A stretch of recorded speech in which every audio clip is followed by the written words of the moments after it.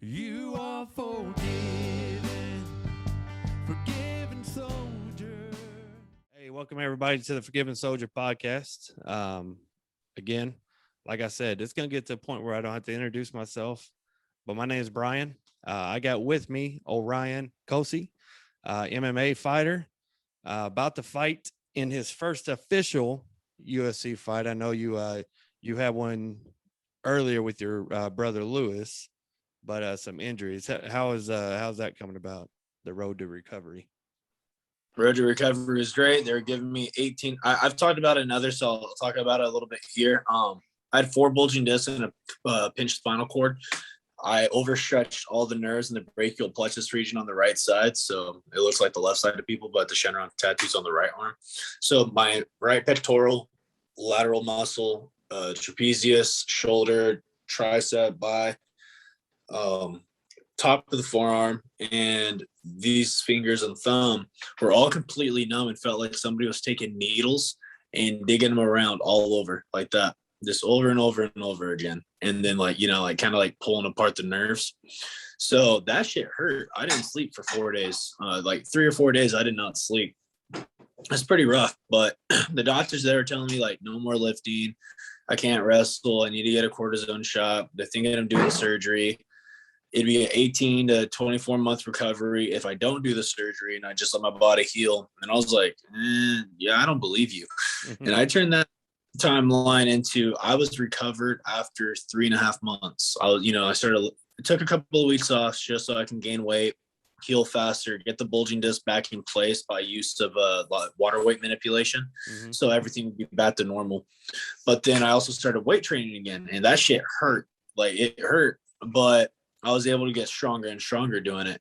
And so because the way I put myself through hell in order to recover faster, yeah, it worked out in my benefit. Now, instead of waiting until 2022 to fight again, I get to fight in 2021. So I'm excited. I wanted to fight a couple months back, but my management, they're like, hey, let's give you a little bit more time. We know you think you're ready. I was like, no, I'm ready. They're all fine. We'll get you a fight in July. And I was like, all right, sweet, cool.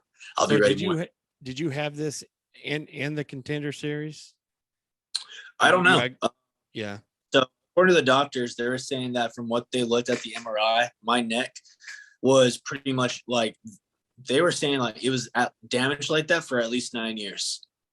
They're like, that's damage with the neck. And I was like, is it damaged though if I wasn't in pain? They're all, well, your left arm's completely fucked up, just like you've been telling us. No wonder why you can't feel your left arm. I was like, no, I can feel my left arm just fine. It's my right arm that hurts. So, well, that's not what our MRI tells us. I was like, well, your MRI is wrong. I'm telling you that right now. That's crazy. Yeah. And I have a couple of, I wouldn't say doctor friends. I'm not even on that level. I have some people that are doctors, and I always tell everybody, they call it, having a practice for a reason, right? They practice just like anything. So you always want to get that second and third opinion, which sounds like you did. So, we'll take us through. So you and your brother Lewis, so I'm gonna make it easy on you. So if you don't know the story of the Kosi brothers, go to Orion's Instagram or Lewis's Instagram. It tells the whole story. Watch the Dana White Contender Series season. What season was that? Season 4. They do a good spread on them, talking about them. So me and Orion technically worked in the same building. We worked at the mall in Eureka, California. And you were fighting then, and we know some of the same people, and we've met. He used to work at Children's Place when my oldest daughter was a baby, so he used to sell us some baby clothes. Yes. I don't know if you're telling everybody that, but he used to be really good at selling babies clothes. So the journey for you and your brother going to the, getting that call from the Contender Series, how'd that all go about? How did y'all end up on that show? So I got a call for a short notice fight the day after I ended up twisting my ankle, and so I had to turn it down. I was like, I ain't gonna lie, bro, I wouldn't be able to make weight just because I just sprained my ankle last night. I'm icing it. I'll be ready by next week to start running again. So it was a 2-day layoff from the sprain. And my manager's all, fuck, damn, okay. And I was like, yeah, I was cutting weight though. And then, I stepped in a pothole. He's like, no worries, brother. Like, take care. Like, we have something in the setup for you. And then my brother and I both got a call to fight for the Contender Series. And at first they're saying, like, you're going to be the main event because who you're fighting. But then they made it to where Lewis was the main event. I was like, sweet, awesome. I get to fight first, and I get to go watch my brother kick ass. Yeah. It was like a lot of work in the making, because in most fights I always fought after my brother did for the most part. And so it was pretty cool to be able to watch him fight after I fought and not have to, watch him fight first. I like watching my brother fight first though. It kind of reminded me of wrestling. He would compete first, I'd compete after, and I just feed off that energy. So yeah. And me and Justin Miller were talking, and y'all are two totally different fighters. Like, I mean, I would think, and I'm not a huge MMA fan. You're making me a bigger fan than I ever been, just because I want to get the name. So when you win on July 31st and you shout somebody out, I'm like, I don't know who that guy is, but now I will, because I've been watching fights. yeah. So I've been watching them, and Lewis is kind of like the receiver of a football team, right? That swag, coming there, punch you in the mouth quick. He doesn't like to stay in there long, right? Yeah. Where you, on the other hand, is technique, and there's different. And not saying Lewis doesn't have this, um, but you can go, but you can be on the ground, you can be up, you can be in different situations and still get the win. So you're never down. So going growing up on the reservation of over there with Shauna and and Jeremy and all them, what was kind of your upbringing like? What got you in that mind frame? Like, that's the kind of fighter I want to be, or was this an instant, or was it just I want to learn all of it? It was more so just the way we grew up. We grew up beating up each other, beating up our friends, jumping off a school bus, fighting right then and there, all in a good way. Our parents would have us scrapping with our friends, boxing and wrestling and stuff like that. I think it's more so though just growing up on Dragon Ball Z. I grew up on Dragon Ball Z, always wanted to be like Goku. And I have that same mentality. Like, that guy would go out and there would be times where he'd finish something fast, but there's times where he would take his time with it, make it seem, and he'd have fun. I like having fun with my fighting. Fighting, I have a lot of fun with it. I have a lot of fun training. And so I'll just keep doing it the way I'm doing it. It's panning out so far. It's not like I'm trying to make the fight go all 3 rounds. It's not like I'm trying to put on a show for the fans. But with the way I fight, it is exciting for the fans, because they know, hey, like, watching this guy, he's going to look for the finish one way or the other. Sure. So I'm always going to look to finish the fight. And then same with Lewis. Lewis has a great mentality. His is, he wants to go out there, and he's not getting paid to fight 3 rounds or 5 rounds. Mm-hmm. He's getting paid to finish the fight. Once the fight's done, you got paid full money for what others can get paid full money doing for a longer term, right? It's, fight smarter, not harder kind of stuff. I do a little bit of both though. I don't care if the fight is hard. If it's fight's hard, then I'm having fun. Yeah. If the fight's easy, cool, whatever. I just move on to the next fight. Yeah. And you seem to learn a little bit, you might pick up some stuff, in the later rounds, some knowledge that you can use in other fights. Yeah. So I'm not a sports reporter. This podcast is just men talking, just like we are. So it's not structured. I don't have anything in front of me. No, it's all good. But there's one thing. So me and my wife, Sarah, we're watching. Sarah is from Humboldt County. She is from McKinleyville. Do you remember Coach Warzy from McKinleyville? Can't say I do. I mean, I'm not gonna lie, man. I only know a couple of coaches. That's fine. Football coach, probably not. I knew the wrestling coaches though. Yeah, he coached everything. He was a great man. That was my father-in-law, but he passed away in 2007. So anyways, we were watching the Contender fight and watching you. Yeah. So there was a thing, I believe it was the second round, at the end of the second round, and both of you and the other guy just kind of looked at each other with like 3 seconds to go and didn't do anything. What so I saw the press and all that stuff, but did Dana White come up to you and say something like personally to you, like, hey, you need to not do that again kind of thing? Or No, it was actually pretty chill. We saw Dana, and this is my brother Liz. He's like, "Hey, you're Dana White." He's like, "Yeah." He's like, "I want a fucking photo." He's like, "What? Who, with me?" And we're like, "Yeah, you dude." Like, we want a photo with our new boss. So we're all smiling and shit. And he's telling us, he's like, "Yeah, I had no idea." And I think he's just kind of like making a joke or something like that, or just downplaying it. But his exact words were, "I had no idea because you fought." And then 2 fights later, I'm thinking, wait, what the fuck? This guy just fought. What's he doing back out here? And so it's pretty funny. And then I yeah, was like, hey, don't worry. I was like, it won't happen again. He's like, what won't happen again? I was like, exactly. He's like, no, seriously, it won't happen again. I was like, the whole entire 3 second thing. I'll just keep going until the ref stops. So he's like, oh man. He's like, dude. No, he's like, it's crazy because like most fighters, we have them on here with 3 seconds left. They're like, all right, cool. Like, let's move on to the next round. I was like, no, I heard time. And so when I looked up, I understood it's like short time. He's super far away. I'm not going to try to risk anything. I just told myself, hey, I'll just finish him in the third. He's like, wait, what? And I was like, yeah, I just told myself I was going to finish him in the third round. He's like, well, it's a good thing you did. He's all, fuck. He's all, most fighters, when they do that, it sounded like yeah, it's not a respect. You're getting the better of me. I was like, no, I told myself I whooped his ass in the second. I'm going to whoop his ass and finish him in the third. And we had a good laugh. I can't wait to fight again. He's like, yeah, I'm looking forward to both of you boys fighting on this. yeah. And we watched Lewis's first fight, which didn't go his way this time. I thought he had it. I thought he had it in the first round. So I'm really excited about watching you guys, and I'm excited about becoming an MMA fan. Like, I'm starting to like Sean O'Malley. Watch that Yeah. dude. That dude's a character in itself. So um, you're in company of some great athletes and great fighters, man. And so I have a question. So Twitter.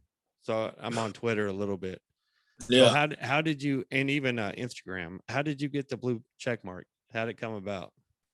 Well, Instagram, I still have it just because I'm a professional athlete, stuff like that. Twitter, I lost that. Like, I don't have the blue check mark anymore. I got banned on Twitter for like 3 months, I think, and I was happy about it. But Yeah. my management, hey, like, is there a way that you can get your Twitter back? And I was like, hey, I hit Twitter up, man, because they banned me for saying like I was gonna go fucking kill a guy in the cage for fighting, and then I'm like, oh, okay, I get banned, but I'm like reading all these racist ass fucking people making terroristic threats and shit like that towards fighter, and I'm like, these guys are still posting, like they're not suspended. I got suspended when I Yeah. say I'm just gonna cage, but if these guys say what they're saying, it's okay. All right, all right. And I called Twitter out for that though. Why do you think your account should not be banned or suspended? And I like gave them the response, and they're like, all right, we'll get back to it immediately. So like week goes by, and I'm like, hey, you know what? Actually, fuck it, fuck you guys, Twitter. Keep me suspended, because the longer you keep me suspended, the happier I am that I don't have to use your god awful piece of shit like thing. And then all of a sudden, I think it was a couple days after that, they it was hella funny. A couple days later though, your account has been activated again. I was like, you fucking cocksuckers. Yeah, I was like, man. So I want to delete Twitter. I don't really care much about Twitter. Honestly, I'm only on there right now to post about the fight stuff, maybe throw like a dumb meme in there, and then talk about stocks, do my stock Yeah, research stuff. I've seen those. Yeah. Yeah. So I'm all about AMC. Yeah. So what can you tell me about Philip Rowe? Tall, lengthy. I don't really think his grappling is that good. Supposedly he thinks he's the best grappler in the 170-pound division. I haven't seen that from him. And he'll try to use his reach. He's going to try to put on a high volume. He's going to think that he'll be able to press or break me, but he's going to be coming and playing right into my fight if he tries to turn it into like a dirty grappling match where there's striking involved. I'm going to be a lot meaner than he is, and I'm going to hit him a lot harder than he can hit me. So take me through. That's the first time I ever actually talked to like an MMA fighter, even like an amateur or professional. So yeah, like the day of the fight. So I played sports when I was younger. So I know the mentality. You get your mentality right. You know, some people have rituals. Some, you know, they take a nap, they eat a meal, they say meal, whatever. So on the day of the fight, like what is sort of like? Do you have a ritual? Are you, you know, is there superstitious or anything, or do you, it's just a normal Nope. day? Just go out, fight a guy, beat him up, get paid. So what's your thought like as soon as you walk in that cage? Like, I mean, are you going through your game plan, or are you just staring him down and, you know, Oh or you no, I just mean, there a lot of people talk about game planning for specific fighters, and I get it, but you're fighting. Anything can happen in a fight. You could literally be understanding like, hey, this guy, as like he can literally 5 fights in a row, right? Throw the same combination to start off the first minute of the fight, and it never changes. It's like maybe he'll like do a 1-2-3 kick, shoot for a takedown. If it works, he's got the takedown. He's looking to pass the side control. If he doesn't get the takedown, he's looking to set it back up again. But what if you can be training for that, right? Like, hey, I'm going to train for this. And then all of a sudden he fakes the 1-2-3 by immediately just throwing a kick right off the bat. Now you're off your balance. And then he's already throwing something else, changing angles. So I don't watch my fighters. I don't watch them and think, hey, this guy's going to be doing the same thing. But every fighter will always have a little quirk about them or a little quip about them that never changes. And it's these little things that you can pick apart and see throughout the history of their fights. What's the one thing they always keep? And so I've already picked that apart. You know, I do that really, really fast with any of the people I'm about to fight. It's pretty simple because in this game, you're supposed to grow as an athlete. But there's also people that they don't really try to go and expand on new horizons in the fight game. They, you know, if something works, why change it? That's true, but it's a fight game and it's always evolving. So you as a fighter should always be evolving as well. So yeah. when I training for every possible outcome, I'm not training for one specific fighter. I'm training for all the fighters. That way, when I go out there, if my, you know, you never know what your opponent's going to throw. You just have to react. You don't know. You just have to react. That's the thing. That, I mean, and it makes sense that you say it because I mean, it's ever changing, right? I know. Yeah. You'd be dumb if you come out there and do the same thing you did in the 8 fights prior. Because if you're watching any kind of film, it's like, okay, he's done that in every single fight. So why don't you? I mean, obviously, I lived out there out in Humboldt County for since 2005, and I left in 16. So about 11 years. So explain, because a lot of my audience is from Kentucky, and you know they've seen the Netflix series Murder Oh, Mountain, man, right? Murder Mountain as bad as they made it out to be. Yeah, but I mean, growing up, I mean, I'm a kid from Breckenridge County, Kentucky, the countryest place that you will ever be in your life, and I made it alive out there. So I mean, you just don't go walk in people's yards. I mean, it's just, you No, know, it's pretty simple. it's pretty simple. Yeah, stay in your lane. But why don't you explain like growing up in Hancock County and or Humboldt County, sorry, and how it's different. I mean, it's because when I first came out there and they said you're going to California, I was in the military, and I was like, man, I'm gonna get shot. Like first day, I'm getting shot. But when I came to Eureka, I was like, man, this is nothing like I thought California was. So explain Humboldt County a little bit. Yes, LA, and all those other places, weren't you? Yeah, and that's what I thought when I first moved out. I was like, I'm in the city, like I'm not in my area, kind of thing, right? So, Yeah. I mean, I try to tell people all the time, like they hunt, they fish, like they got some of the best fishing and hunting out there that I've seen here. You know, even in Kentucky. So, explain how you grew up and what the area was, because it's kind of a cool story. Yeah, no. Grew up Humboldt County, and then just grew up in the woods for the most part, man. Grew up in the woods, a lot of hunting and fishing from a family and friends all around.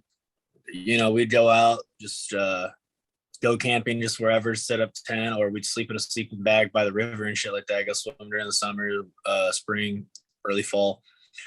And then, you know, just traveling around, catching snakes, scorpions, making them fight and stuff like that. it's pretty much just doing whatever you could as a kid to stay away from the adults.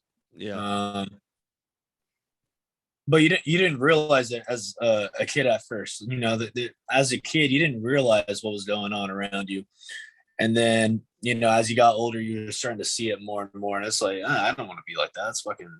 That's kind of being a loser. Like you watch the movies, and then your parents are the adults are telling you, hey, don't ever be like that guy. And then you're looking around, you're like, you're kind of fucking acting like that guy. So I'm not going to be like you then.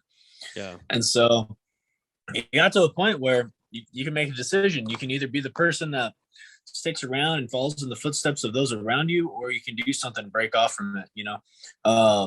Like our parents, like they were cool, like when we were younger, and then as we got older, they allowed their own little past mistakes or traumas to affect them.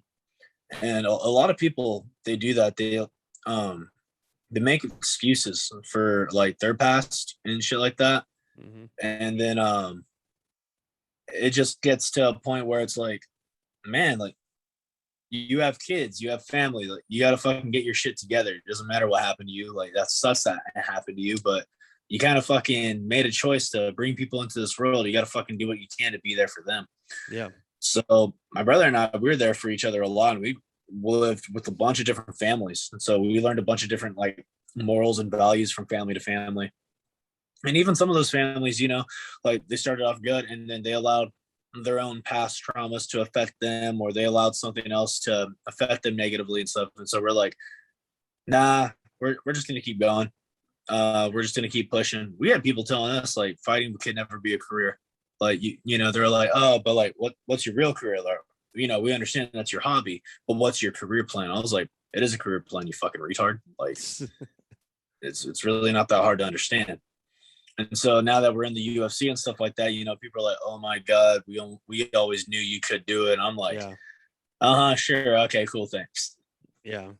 And you'll probably get that a lot. I mean, especially once you do your first fight, and people see you on the big stage. I mean, they're going to come from miles around, right? To say, I was there from the beginning and all this stuff, which is, I mean, it's cool. I guess you need your support, but you know who your true people are, and who's been there the whole time for you. So, man, I really appreciate you agreeing to jump on the podcast.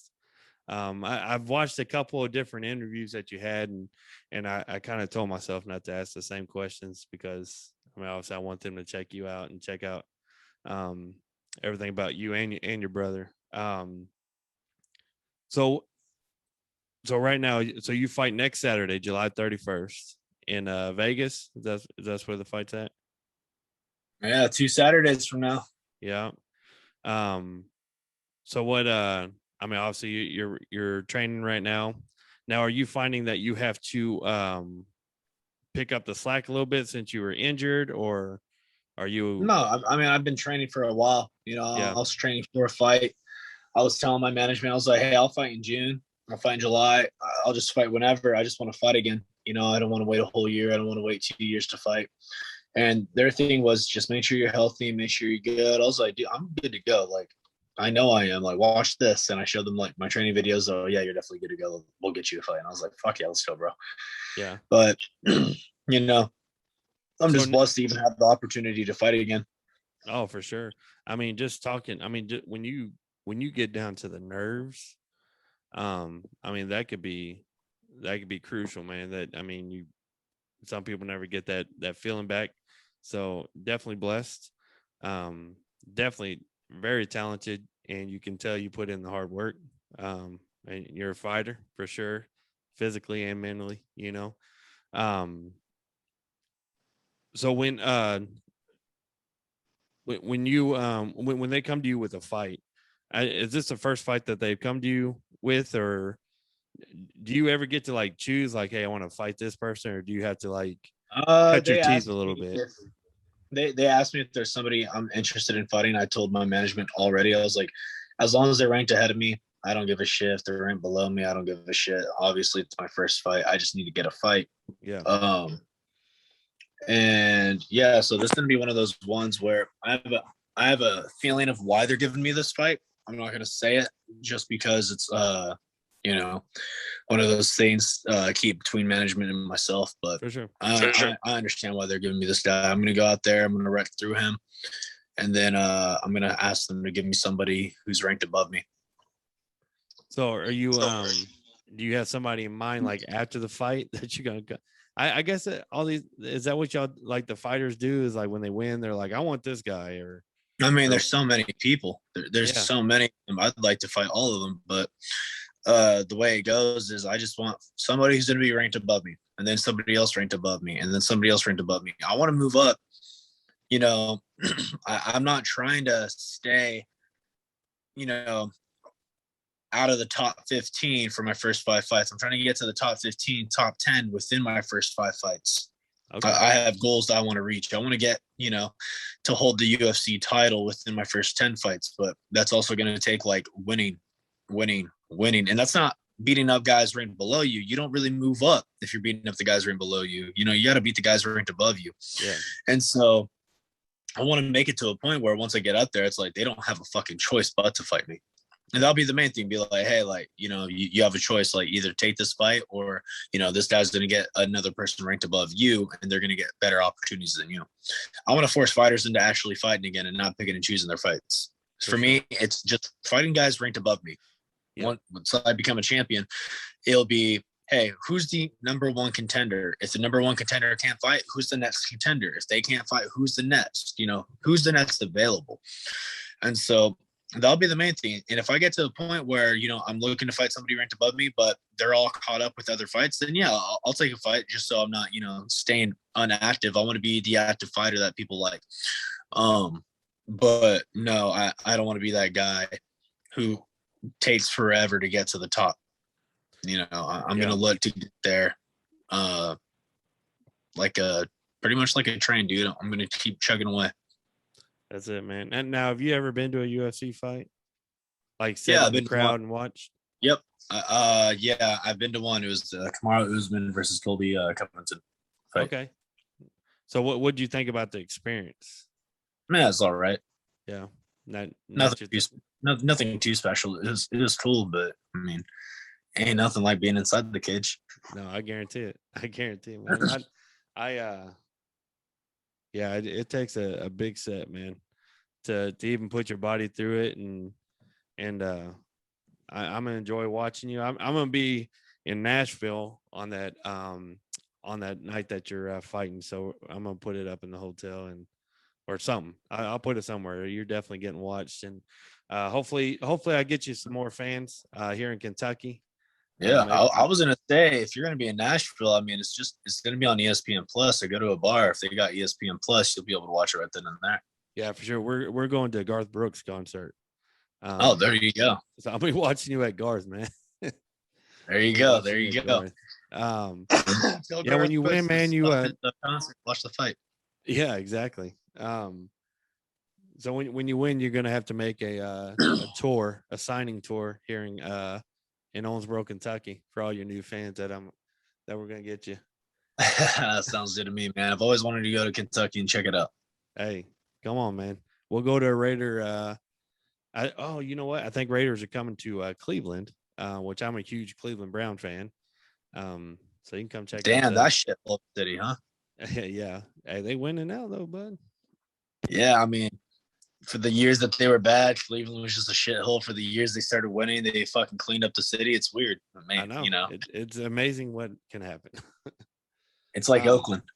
Oh, I know. Well, now they're out of Oakland, Las Vegas. Have you seen the Death Star yet? Oh man, I drive by that thing so many times. Yeah. Is it cool as it is on? I haven't seen it in person, but it looks fucking sweet on the outside. I haven't seen the inside of it, but it looks pretty sweet, man. I can't wait.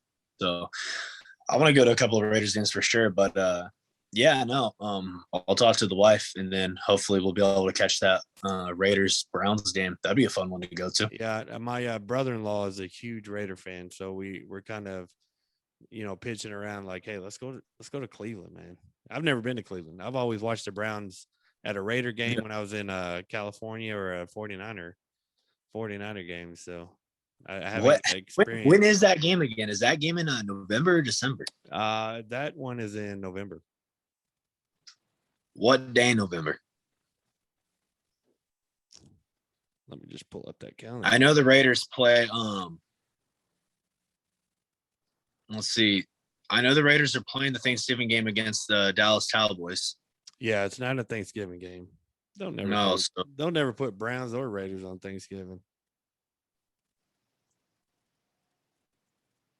Let's see here. I think it's the November 6th? No, it's oh no, that's hold on. Y'all change y'all's name. Freak me out. Oh November no, it is in December. You're right, December 19th. December 19th, huh? Yep.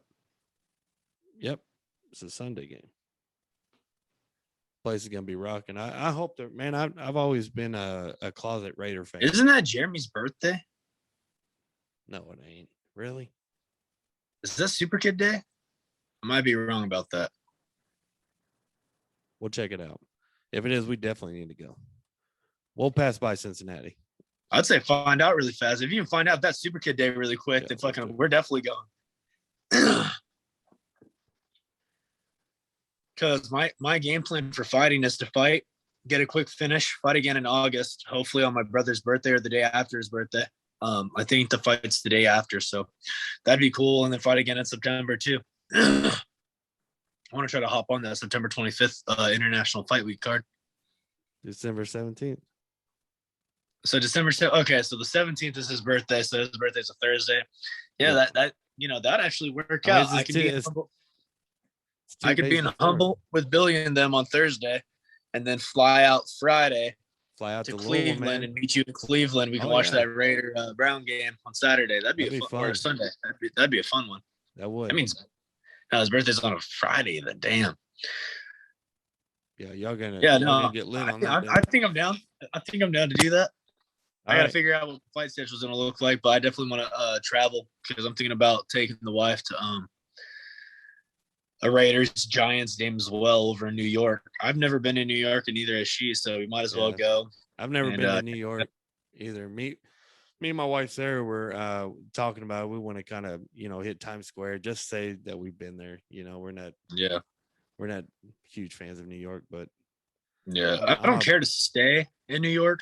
I'd rather be on the outskirts. I just want to be able to check out the park, Times Square, all that stuff, Empire State Building. Check it out. Yeah. Yeah. I'll be like, cool. I've been here. Ran up all the stairs of the Empire State, the Empire State Building and the Statue of Liberty. Just to say I ran those stairs, to say I did it. Yeah, but I got a bucket list. We have a bucket list. I want to go to. I'm a big college football fan, so I want to go to all the major schools like Michigan and Ohio State, and I'm a huge Michigan Wolverine fan. Yeah, just to watch a game in like Penn State, like the Swamp. Just check out the big ones. You know what I mean? So that's on the bucket list. I just turned 40, so I got to get it checked off. I ain't got too much time left. Man, an easier one than that is go to every single stadium for football. That's what I'm saying. I want to go to every stadium, like every college football, like in the Big Ten. No, not college football, NFL, man. NFL.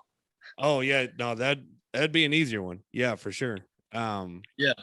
I've been at 6 or 7, so I got a couple of them off my list. But definitely want to check out the Death Star. That thing looks. Yeah, I can't wait to go to Vegas to watch. So I'm hoping this works out because if I can get another fight on September 25th and hop on that International Fight Week card, the best part about that for me would be the next day the Raiders are playing against the Miami Dolphins. That's also going to be Vegas. That's also going to be my anniversary day. And so I've already convinced the wife to be like, hey, let's go check that out. And then we can fly to Hawaii right after. Okay. Like as soon as the game's done, we'll fly to Hawaii. That's awesome, man. Man, you're on a trip, man, that I know y'all dreamed about it. I know y'all talked about it as kids, like being professional fighters and, getting, from your aspect, I mean, getting to see it out. I mean, not everybody gets to live out their dreams. So super proud of you, man. Yeah, thank you. It's just hard work, man. You got to go in there. You got to do what you got to do, and you just got to keep striving. There is always the setback, but it's about what you do with the setback. Yeah. So keep pushing, keep achieving. So you're gonna be my second person I've had on the show that I had to put not suitable for kids. check the little box. Okay. The other one was a Vietnam vet. So you're in good company. He was letting them rip. I mean, he was telling his story. So I'm Yeah, not gonna yeah, I'm that's not how you gonna got to stop do it. anybody from telling their story. So Yeah, and if you haven't checked it out, check that one out, man. It's pretty I will. intense. Pretty intense stories he told. I'll definitely have to check it out. Well, again, I appreciate you being on, man. We're gonna be watching. We're gonna be supporting. I'm gonna send you a shirt, man. And I'm not Awesome. saying you got to wear it out in the fight. You know what I'm saying? But if you just Yeah. maybe just have a patch on or something, I don't know, something on your shoulder. Yeah, I'm not allowed to do any of that stuff, but I'm I'll just see what I kidding. can. I'm just kidding, brother. Thank you again. Appreciate it. Take care. You are forgiven. Forgiven.